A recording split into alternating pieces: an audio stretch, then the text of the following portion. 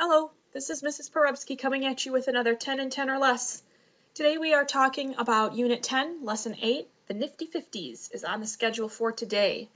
We are reading textbook pages 141 to 145, and I have highlighted the top 10 notes from this section. Note 1. People called the 1950s the Nifty Fifties because it was a glorious time. You had Elvis Presley, rock and roll was starting, 2 new states, Hawaii and Alaska, were coming in, the polio vaccine was invented, and there was TV. Important to note, it was not nifty for everyone. Segregation is still very rampant during this time frame.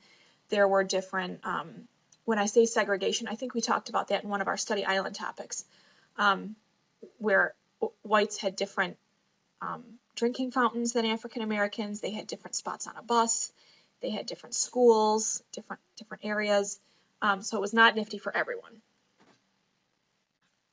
Note number 2, television starts to get noticed.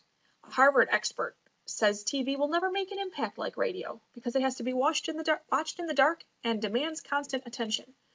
Clearly, that Harvard man was incorrect. Because, note 3, by the mid-1950s, more than 5 million TV sets are sold each year. In 1956, we get the videotape, so now shows can be recorded, edited, and replayed.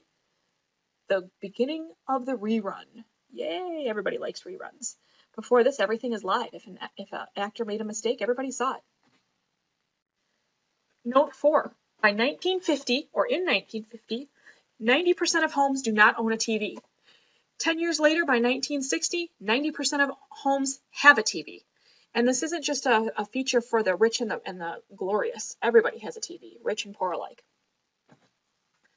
Which starts changing family dynamics. This is note number 5. Children begin to watch violent programs. Oh, I spelled programs wrong. Now, violent is not the same standards by which we would say violent. Violent cartoons where somebody gets knocked over the head. A third of programs have some type of violence, but people are worried about this. Families watch TV at dinner time now instead of talking. Kids watch TV instead of read books, so people are concerned that TV is going to start changing dynamics.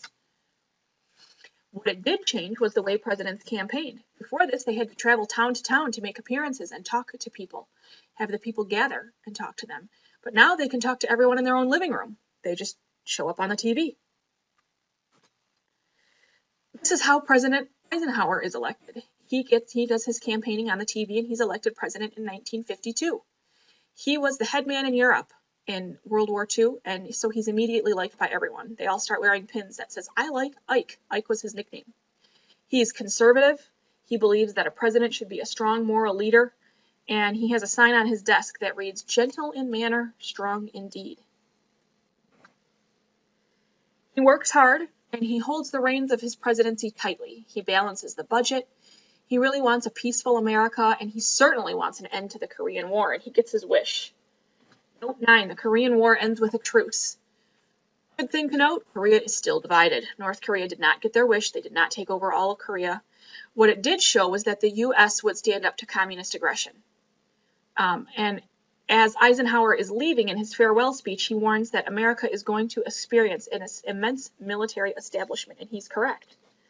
The last note for this section is that as soon as Eisenhower is out of office, the arms race begins.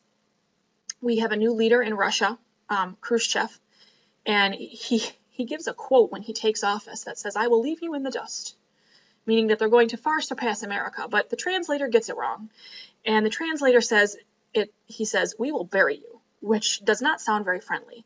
And so because of all the communist scare, if you remember from the previous lesson, America kind of freaks out, and so they start this arms race. Who can get the most weapons the fastest? And they're racing Russia, so that they're gaining more missiles, more power, they want the military bigger, and that's where we leave off in Lesson 8. Now, go try your assessment. If you don't pass, read through pages 141 to 145 and take notes. Try the assessment again. There are 2 pages in your reading guide, 139 to 141. You can try those, and then try your lesson assessment again. If you don't pass, give me a ring on my K-mail, and I can help you out. Thanks so much, and have a great day.